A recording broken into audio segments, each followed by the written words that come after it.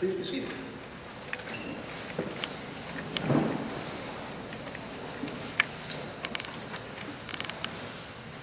We have a lot to do today, and we're going to start by going in a big circle. And before I get too far into this, would you raise your hand if you are a born and raised Episcopalian? Okay. Would you raise your hand if you're part of some other church in the Anglican communion? Anyone from another church? No? Okay. Well, you're all about to get educated. And listen closely because there'll be a test at the end. Today is a very busy day. I guess if you've had your radio or your TV on in the past 2 weeks, you know from all the commercials that in some people's sight, today is known as Mother's Day.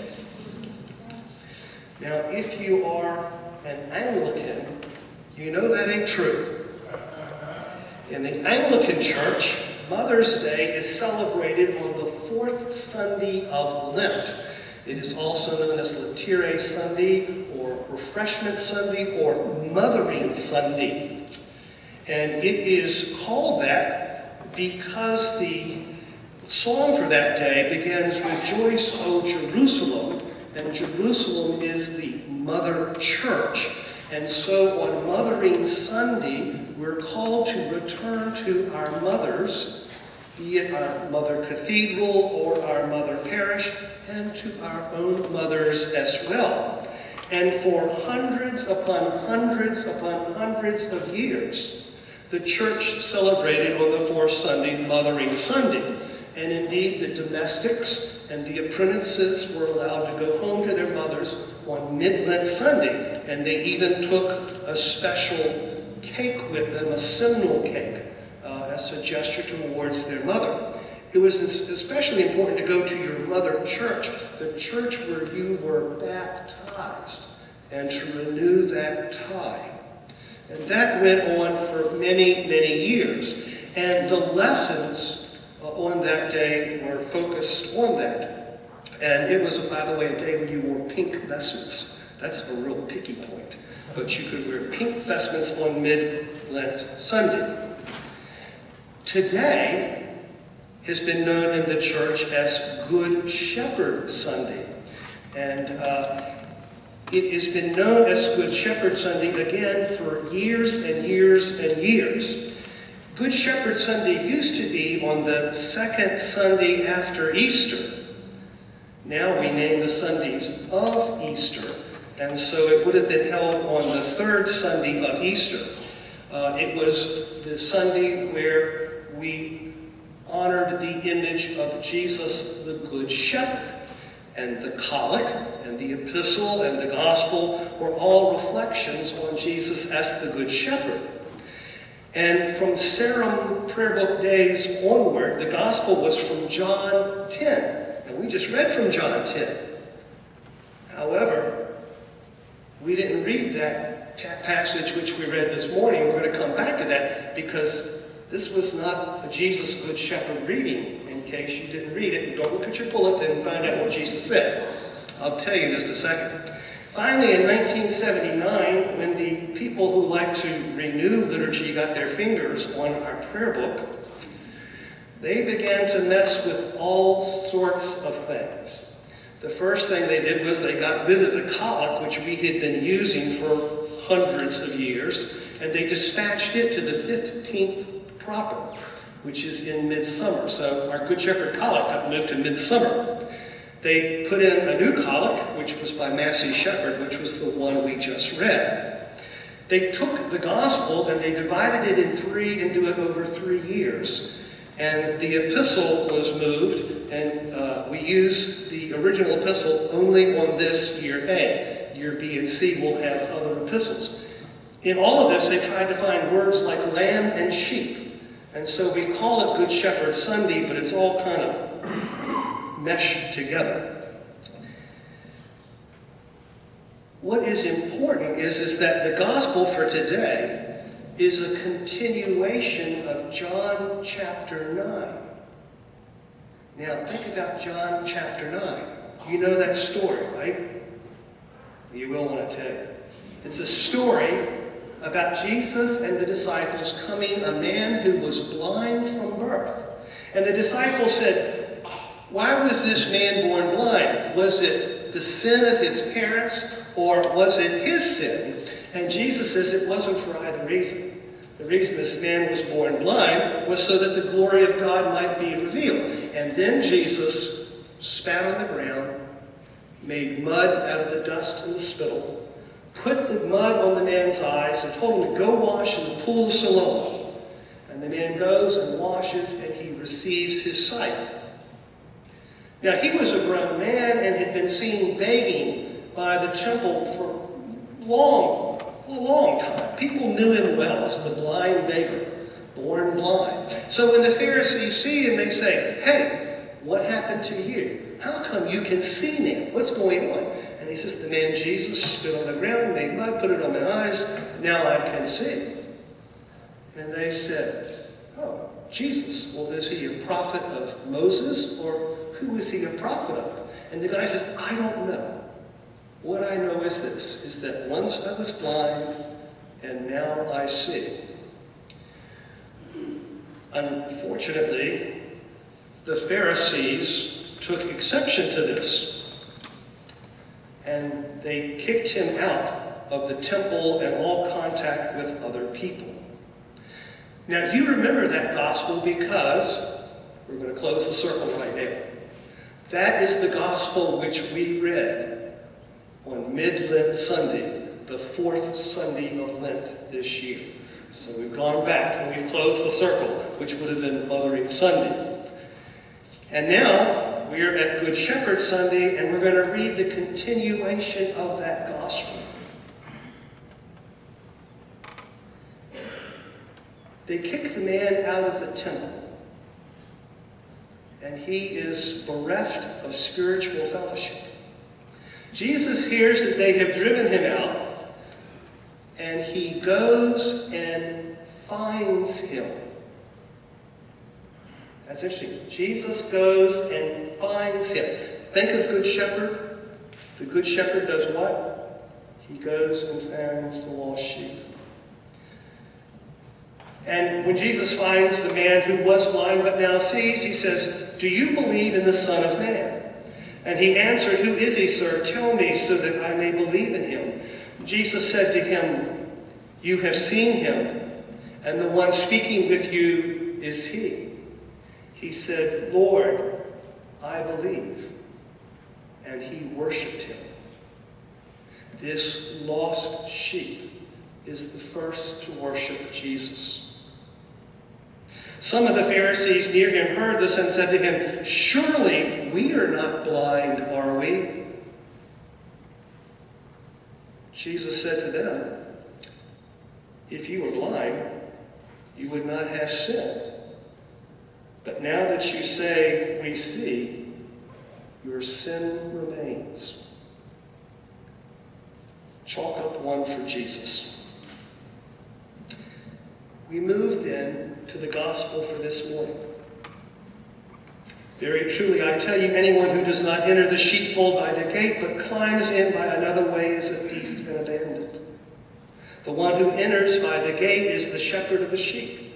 The sheep gatekeeper opens the gate for him, and the sheep hear his voice. He calls his own sheep by name, and he leads them out.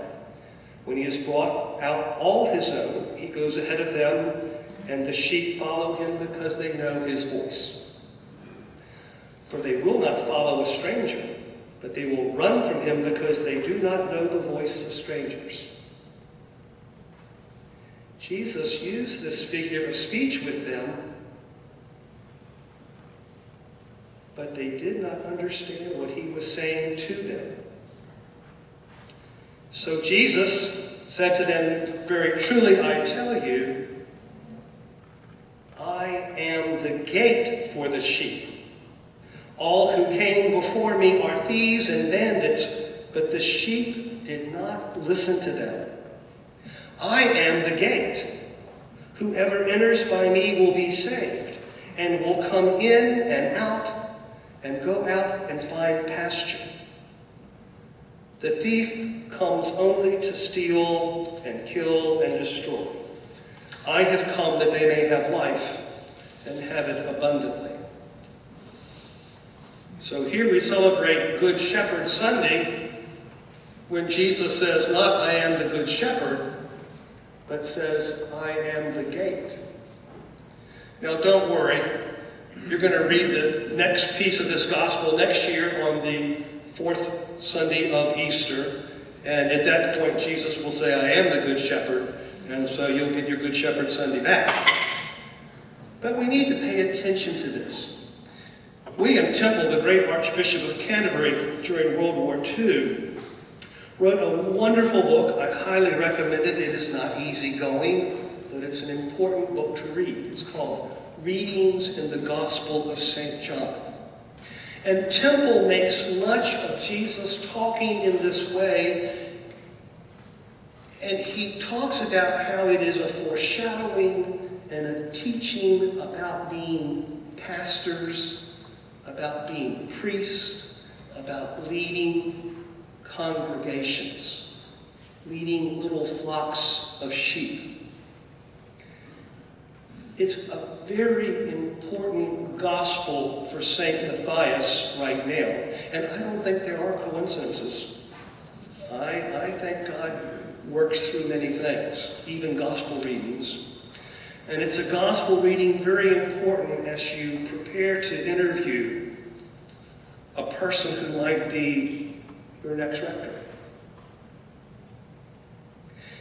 This story begins talking about the sheepfold. And the sheepfold was that section in front of the home that was walled around and that you came through to enter the home, but where in the evening the flocks of sheep were brought back in by the various shepherds who were watching them and brought inside of the sheepfold, and the doors were closed and they were safe for the evening.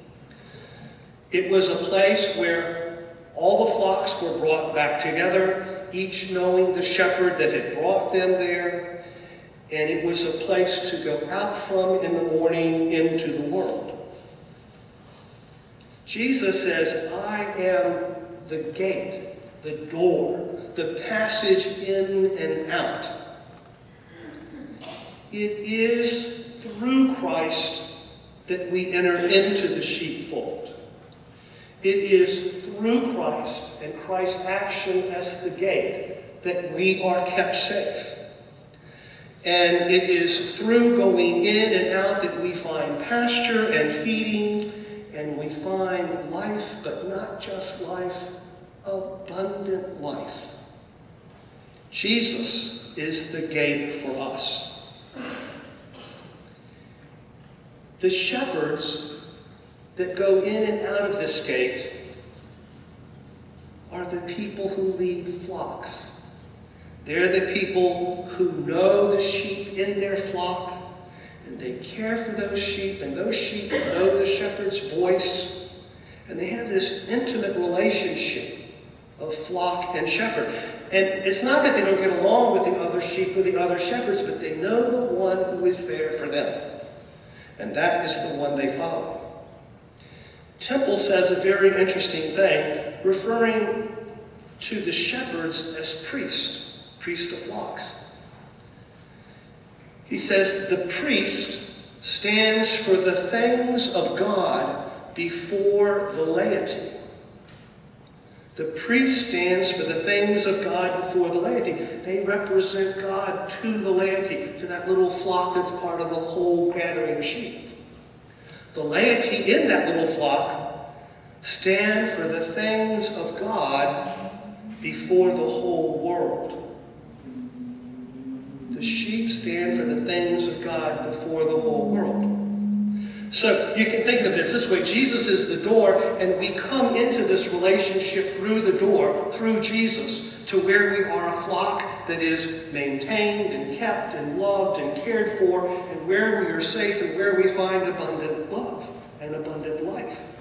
But it is the shepherd who represents Jesus to us and helps us in our relationship with Jesus. And when we go out of the sheepfold into the world, we represent God to the whole rest of the world. Why this is important is because as we discern, as we look, as we question, as we talk with a person who might be our leader, our job is to discern their relationship with Jesus and how they will handle that relationship with us. So our questions are not questions about, can you run a computer? Can you do Facebook? Can you do this or do that? Or can you organize a Sunday school class or, a food pantry? Those aren't the questions now. Those are questions you may ask in the beginning to find out a bit about the person. But the question now for us is this. Is this a person who will show to us the Lord Jesus? Is this a person who will draw us into a place of safety and nurture and care so that we can go out and share Jesus with the world? Will this person love us in a way where we will know their voice in the dark of night at any time? Is this a person where in crises and trials and tribulations we will listen for them? That is a different thing than hiring somebody to do a job. The question is, will they lead us in spirituality? We want to know about their walk with Jesus. Do they have spirituality? Tell me about your relationship with God. How did you get there? Was it a tough journey? Were there times of darkness? Were there times where they wondered who God was and where God was? Because I think all of us have wondered at some point, where is God in our life? Have they been disappointed by God? Because I've been disappointed by God. God has done things in my life that let me down. I want to know about that kind of stuff, that real stuff that will be important in their relationship with me and with this church.